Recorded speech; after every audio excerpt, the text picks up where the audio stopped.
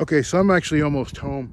I just have ideas for videos and stuff all the time, but if anybody has any definitions or issues they kind of want to face, I'm ready to really talk about stuff.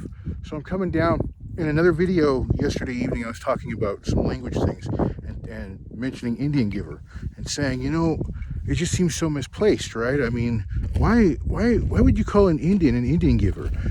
Isn't that a term that's best suited for the United States government, because they tend to give it and then take it back in more than one way, right? So where's the misgiving here? Where's the misdefinition? I just touched my face. I don't get it. What's the problem? Why can't we just take that one back? If coined properly and put in the proper direction, it's a perfect application. I mean, they gave us this land and they paid us to live on it. That's what happened. They didn't pay us for the land. They didn't pay us for genocide. They didn't pay us for abuses. They didn't pay us for neglect. They didn't pay us for missing children, missing women, missing elders, missing men. They didn't pay us for these things. Isn't that what a government to government exchange is?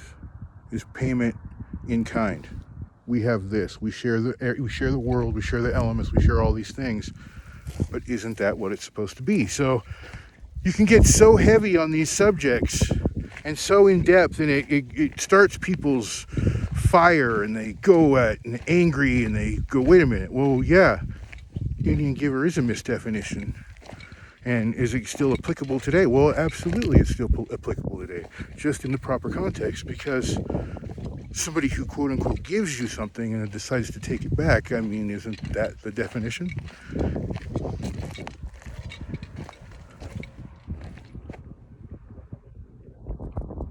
Now, serious issues with us being stuck inside, please stop letting your cats out. I found one dead cat on the other side. It was probably dumped. Big old cat. But I've been seeing tracks. And if things do go hard, you always got to remember that those cats decimate anything in their territory.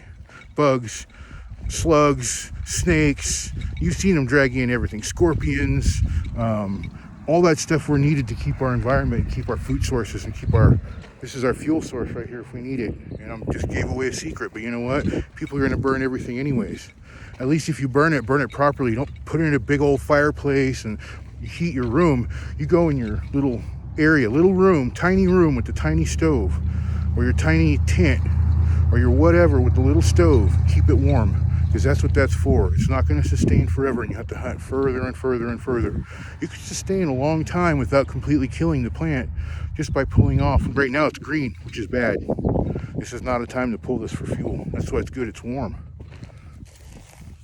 If you start pulling it for fuel, then your growth goes away. Now is not the time to fuel up. Now is not the time to go out and hunt. Now is not the time to go and source anything from the world you don't need immediately. If you have it at home, if you can make it at home, do that. That's what we had to do when we were kids.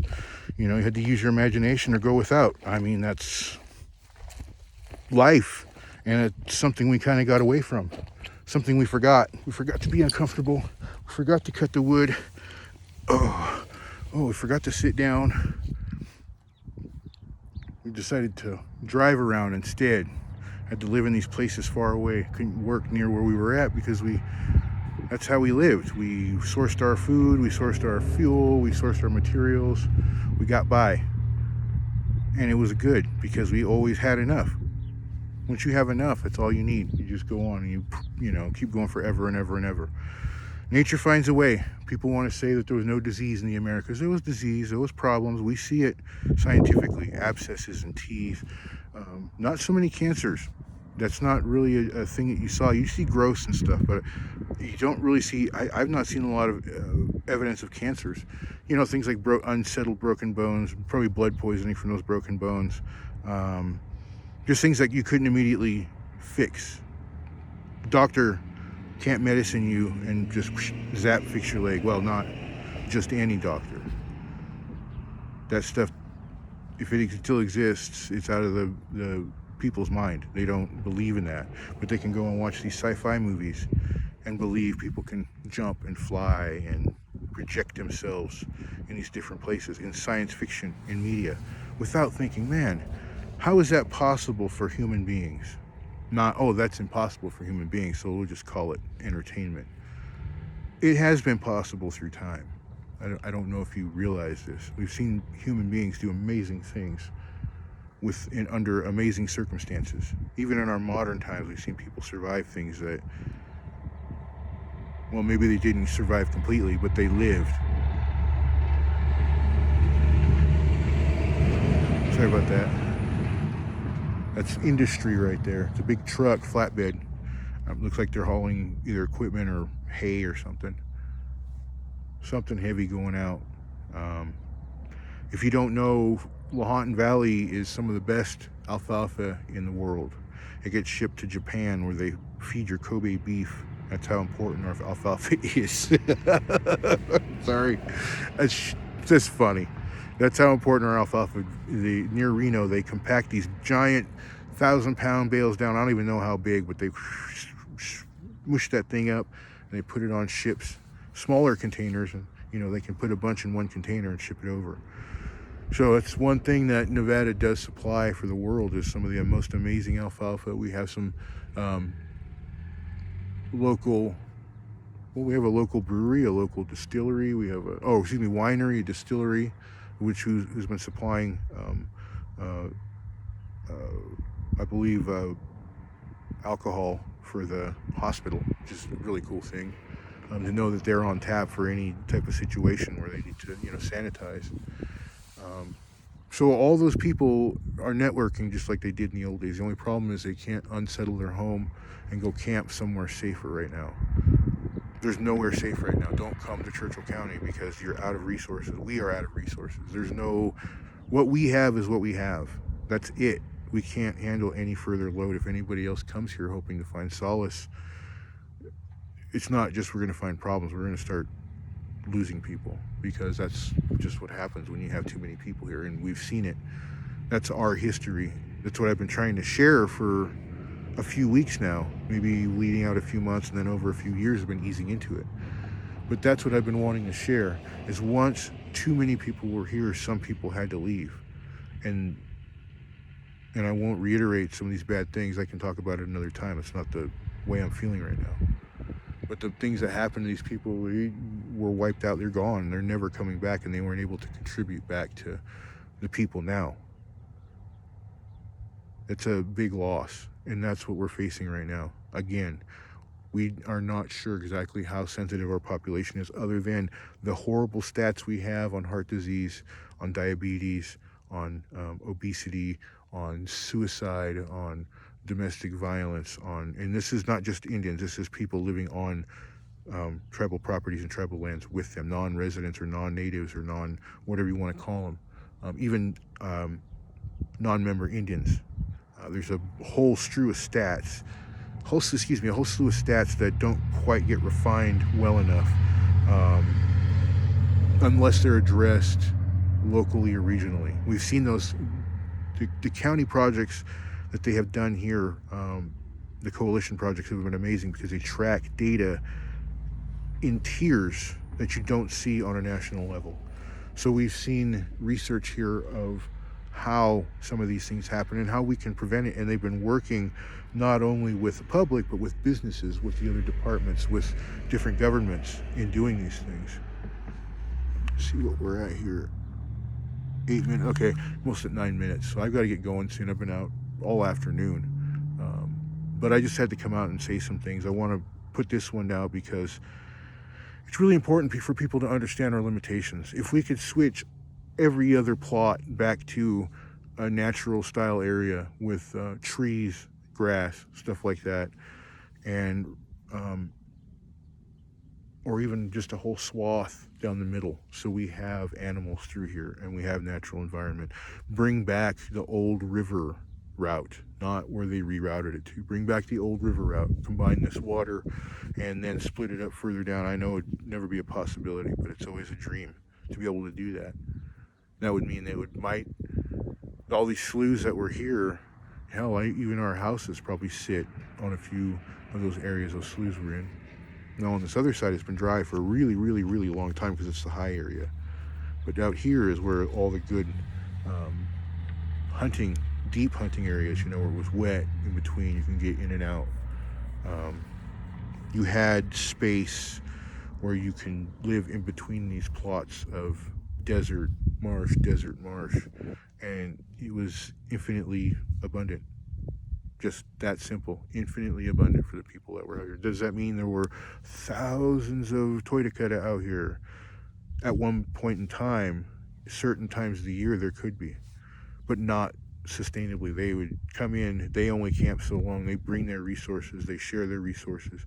Once they're done giving their offering and all their fandango and whatever else they did out here, they dispersed and went back to all their bands. They would meet at places like this. Now, it's not secret, most of the things that I'm talking about. I'm not, if I am treading on, sacred ground of all things, by all means, let me know.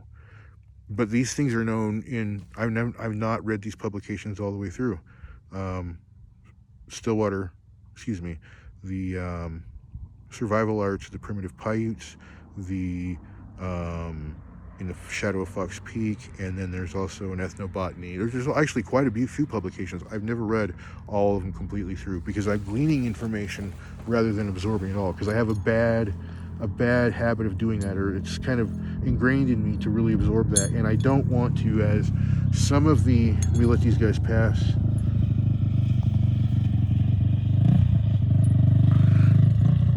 Oh, it's actually one. Wow, I got a pretty meaty bike. At least he's not in protective equipment, but he's not hauling buns. He's got a helmet on. He doesn't have anything else on. But you know what? These guys, they're not daredevils. They're professional or semi-professional. I worry less about so many people out here than you would actually believe. You hear me? That's chucking some glass out that was exposed. It's a constant thing. There really aren't people that throw much out here anymore because they know people are out here cleaning it up. It's just, it keeps coming up every time it gets wet. It pushes up through the soil, all through here, through the clay and the sand mixture. So it's kind of hazardous. You can't come out here in just plain running shoes and think they're going to survive. And you have to watch your boots. If you see glass in there, pull it out. Don't let it work through, because it'll work through. I've had one that almost worked through to my heel. I mean, it scared me real bad. And then you get it if you don't wear coverings over your ankles, you get it in your ankles in certain spots. So you got to be real cautious. And to be honest, it's not a new thing, and it's not a exclusive thing to hear. That's kind of a sad thing too. Hey, let's let this guy pass. Waved at him. He was pretty nice. He kept it down through here. That's a lot of places, and you'll know a lot of these places, especially when people go ride dirt bikes and stuff. They don't realize how, if it's a human space now for those types of things, it was a habitable space at one point in time for the people before them. They don't know that, so I can't get mad at them when they do these things. These guys on the dirt bikes, these young guys that are up here, of all things, could go blasting down these trails as much as they want to. They could take the full opportunity to do that, but I've seen some cross the trails. I've seen kind of, edging, but not torn up. I can see their complete track of both tires, which means that they're going slow enough to not disrupt it. And it's amazing to see people connecting like that and saying, okay, you know what, we have this amount of space, we're going to share it. And people have been doing that. I do see some wild driving up here with a truck or something, and that happens. At least they're not disrupting too much, but if it continues, I'll kind of keep watching. And on the far side, that little the trash patch back there, it has new stuff, has new bottles, has some new packaging back there. So I left a message with the city. I know that they're busy or out of the office or whatever, and plus it's a Friday. They're probably almost home by now if they're even in the office. And I don't blame them, but at this same point in time, somebody's got to start being culpable for these things. And I might inadvertently cause some type of further destruction or further development. And that's a scary thought. That's why I'm not pushing this to groups right now. Because if we can do this as individual people, as individual citizens, as individual voters, however you count as an individual, if we can do it as individuals and then start bringing in, people who can attest to the issues. Even people with the adjoining interests, people like the ranchers, the farmers, the businesses that are here, the trap club, the race track, assuring that we can keep these open spaces and keep these people spaces. We actually coexist quite well out here in this hill. Would I hope to find changes to even bar vehicle activity on parts of the hill? Absolutely. It'd be great to cap the north and south ends of the hill to no vehicle, to even the whole hill beyond the actual 2-lane social trails, and then reclaim a lot of the other ones, just as a way to bring the space back. Because if you brought this space back, it brings the people back and they're happy. Yeah, I know we're going through hard times and people are going to abuse this or that, and that's the power of choice, and that's the power that we've had through time. We've had the power to do or not do. And coming back to the whole sci-fi thing, there is no try. You either do or you don't. That's the absolute truth of it. You don't just try. The fact that you try means that you're not here anymore. Something happened and there's no more you. That's why you tried. And not to mean that you failed, but you tried was the point. And it just, at some point, I've got to stop believing in failure. It's an inaccessible fantasy to think that we can immediately stop everything here and bring back X amount of whatever. It's not reasonable. But it is reasonable to expect reasonable answers. It is reasonable to expect support from the public, which, for the people just doing it by hand and hauling random stuff out, letting the city know when we have bags piled up, near the cross or something. It's been doing a trick so far, but at the same time, we've been putting ourselves out, and that has it has a monetary value. I'm not going to lie, because that's what gets people's attention. It has a monetary value. Could I bill the city, the county, the tribe, the this, the that for time of this and this? And of course, I could do that. Especially if litigation happens in between one or the other. That's some dirty politics that people do. That's dirty politics that people have seen do individually, as you might want to call them advocates, or they're opportunists, and they put themselves in the opportunity to gain off those issues politically, spiritually. That's pretty deep stuff when you can exploit your way into some spiritual enlightenment and then not acknowledge that you did wrong. Now, have I known people personally that on the last one? No, but I've heard of it.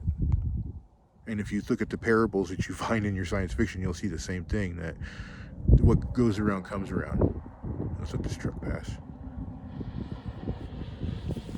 What goes around comes around, and it's not for me or you or this person to decide. It's when that person leaves. They might not believe in anything that happens after this, but I tell you, there's some pretty good proof that we're purified after we're done, and that's what happens. That's the literal definition of death. Once we hit the soil, we're purifying. All that stuff is going back down. All of our yuck stuff, all of our good stuff, all of our fun stuff, everything is going back. And as that goes back, energy disperses. That's a scientific fact too. As we decompose, we bloat, we break down. It's clinical, but it's true. This is how science backs up our traditional quote-unquote theory. But our traditional being tells us it's because we've witnessed it. We've studied it. We've had to get away from it, to not be sick the way the world is now. The world is sick from that thing, that ghost sickness. They don't understand letting go and get moving on. And I did it too. Now I understand, after years and years and years of being in and around that sickness. That's what it took. It took years and years and years, and a little self-abuse, and a little nothing time where it was blank. I have no memory of a lot of things that happened in certain times, and that's why I've been working on my memory issues in numerous therapeutic fashions, and a lot of it has to do with applying science fiction, theory, these ideas that friends have, that are seemingly unrelated science things. I don't understand math to the greatest extent. But when put in front of me and these problems with certain issues applied, then it makes sense to go, now I can correlate how this math makes sense here. It might not be an absolute breakdown of things, but it's that general understanding. So that's what happens when I come out here. I've got to sort a lot of things because I have a lot of little projects going on. And that whole eye thing has been a very hard thing for me to work on for a very long time. I don't know how to word it. It's still an issue that I have because the eye has been out of me for too long. I don't grasp it. It's always been, I see now where I went wrong in a lot of things and how you foster the negative because you secretly don't want it to work out because it'll deviate your path or deviate your plan or some people their honor or whatever half-blown idea of what else you have going on in the world, and just rejecting connection with people. That's a sad fact. It's easy to reject the connection of the people in the world that I came from. Now the world now, even online, you can't reject connection from people unless you totally shut out, turn everything off and not answer, not anything, not look at it, not even be curious. Go on your own thing. If you can go on your own thing for a couple hours a day now, imagine what you can do online and not online. Now you're not going for these frivolous things. Now you're like, well, wait a minute. I'm looking for actual information, 1. Looking for some entertainment, 2. And then 3, kind of swirls around everything. It's the connection with other people. It's what it actually is. So, reject that idea if you want. Even the trolls will say, well, I gotta have someone to, troll. Trolls don't survive without some cannon fodder and some feed. And I really hope I don't get trolled. Did I say the troll word too much? I'm sorry. So I'm going to go home. I need to eat a little bit. And I need to be with the family and clean up and do all the people stuff. So I'll catch y'all later.